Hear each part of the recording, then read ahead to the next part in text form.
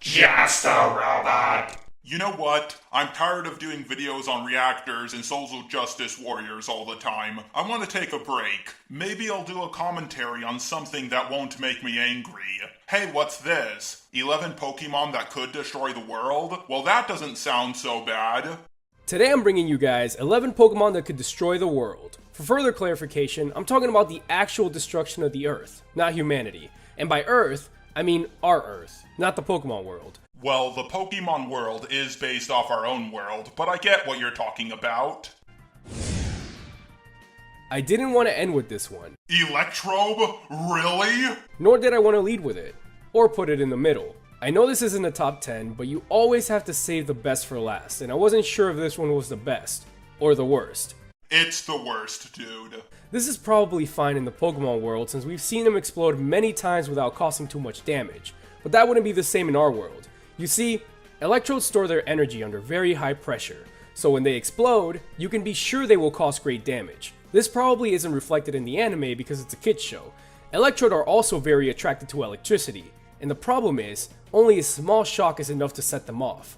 Actually, its Pokédex entry in Omega Ruby states that during thunderstorms, you can see Electrode exploding everywhere, which brings me to my next point. One Electrode alone would not be enough to destroy the world, but if all the Electrodes started blowing up, they definitely could.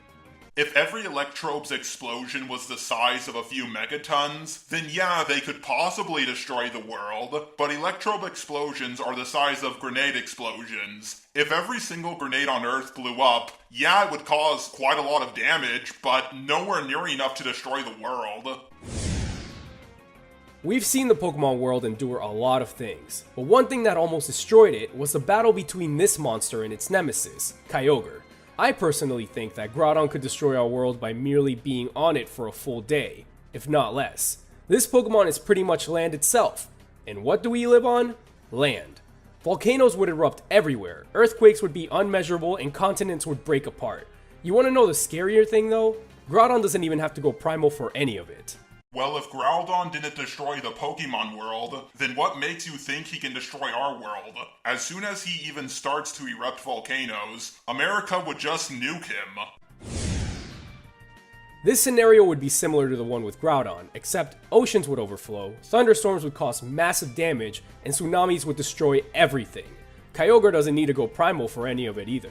Now, I could use the same argument I used for Groudon, but I'm going to do something else this time. Earlier in the video, you said this. I'm talking about the actual destruction of the Earth, not humanity. Now, if the Earth was flooded, it wouldn't be destroyed. It would just be, well, covered in water. What even is your definition of being destroyed? This is my definition of being destroyed.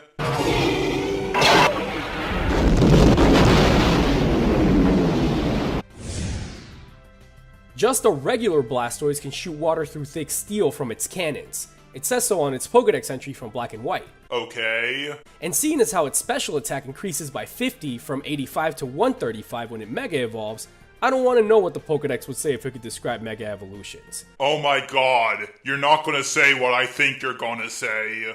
Now this is pure speculation, but I think that Mega Blastoise's cannons could be enough to end the world as we know it.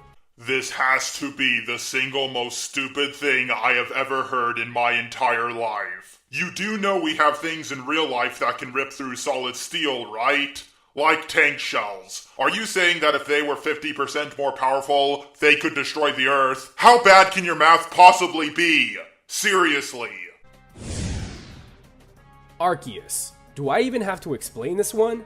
According to Sinnoh legend, this godly Pokemon created Sinnoh and possibly the entire Pokemon universe. And if that legend is true, it can most definitely destroy our tiny world, along with our entire universe. I do agree with this point, but I have a small question. Do you think if the universe was 50% smaller, it would be the size of a galaxy? Just asking. Mega Rayquaza looks cool, and that's the only reason I'm using it instead of regular Rayquaza. Because regular Rayquaza is definitely capable of destroying the world without having to Mega Evolve. Remember Groudon and Kyogre from earlier?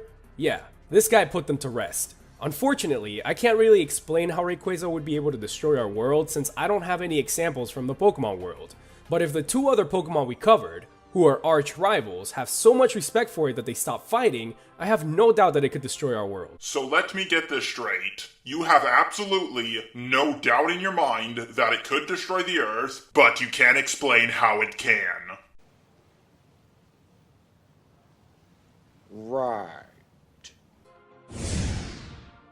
Dialga can travel through time. That alone could make it a target across the world.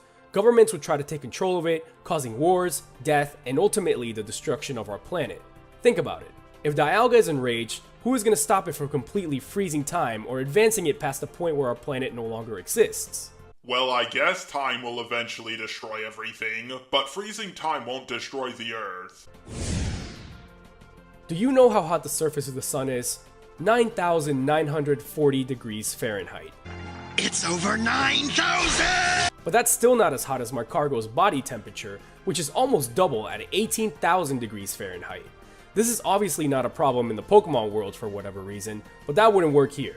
Magcargo could destroy our world just by being close to it, and that probably makes it one of the most dangerous Pokemon on this list. Now granted, that would cause a lot of damage, but nuclear explosions are far hotter and way bigger than a few 100,000 Magcargos. Legend has it that Regigigas towed continents with ropes, and you know how people are.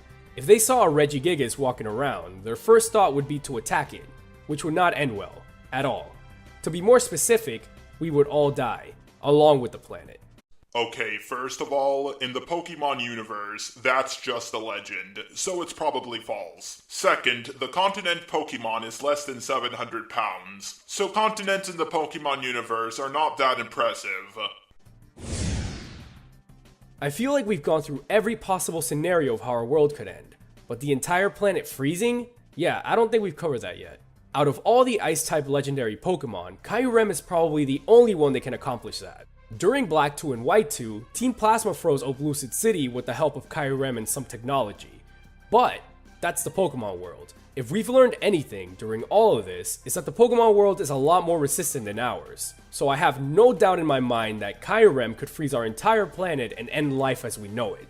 The only thing we learned so far is that you're an idiot. Even if your argument about the Pokemon world being more resistant than our world was correct, it would have to be a few million times more resistant. Here's the landmass of New York City, and this is the landmass of the entire Earth. You may have noticed that the landmass of the entire Earth is a bit more than 50% bigger than New York City. No, I'm not going to let that go. Ditto can transform into anything it sees, so that technically means anything, right? Then it would be really unfortunate if a Ditto came to Earth and decided to destroy it, because it totally could. Think about any day in your life. What do you usually see outside? The sun. If Ditto wanted to destroy the planet, all it would have to do is transform into the sun while on Earth. That alone would instantly destroy the planet. I don't think it's ever implied in any of the shows or any of the games that Ditto can transform into something that big or that far away. Also, Mew has the ability to transform, so shouldn't she or he or it be on the list? Before I end this video off, I want to say one more thing. At the beginning of the video, you said this. Also, I didn't want to include too many legendaries in this list, seeing as how most of them could technically destroy the world, and I wanted to make this a bit more interesting. Yet you ended up using 7 legendaries. I've seen a lot of top 11 lists, but this is by far the worst one.